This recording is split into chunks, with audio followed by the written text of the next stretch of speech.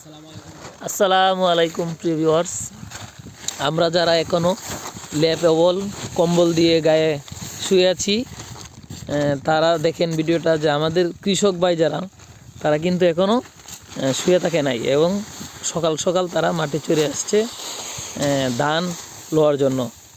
আসলে আমাদের দেশে কৃষকরা কত কষ্ট করে এটা হচ্ছে সুগন্ধি আতপ চাল, যেটা আমরা খেতে খুবই সুস্বাদু এবং মজা পাই।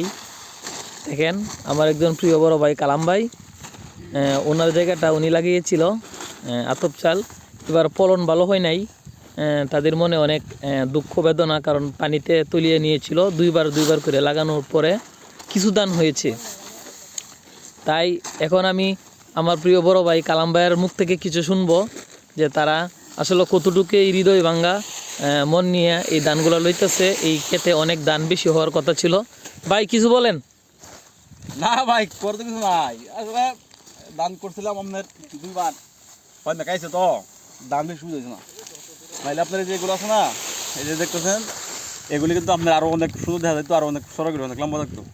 হয় না খাইছে, বুঝছেন, আমাদের এবছর মায়ের আসলে মনে হতাশা নিয়ে তারা আর কী করবে, এই ধানগুলো তো হাওরের মাঝে রেখে যেতে পারবে না। তাই যাই হয়েছে না হয়েছে আল্লাহর কাছে শুক্রিয়া থেকে তারা এগুলো এই যে আল্লাহর নাম নিয়ে সকাল সকাল চলে আসছে। মেশিন স্টার্ট দিবে, এখন স্টার্ট দিয়ে ধান লোয়া শুরু করবে। কারণ যাই হয়েছে রিজিকের মালিক আল্লাহ তাআলা, কিছু করার নাই। তারা আল্লাহর কাছে সন্তুষ্টি, আলহামদুলিল্লাহ। ভিডিওটা ভালো লাগলে সবাই লাইক কমেন্ট শেয়ার করে দেবেন। আসসালামু আলাইকুম।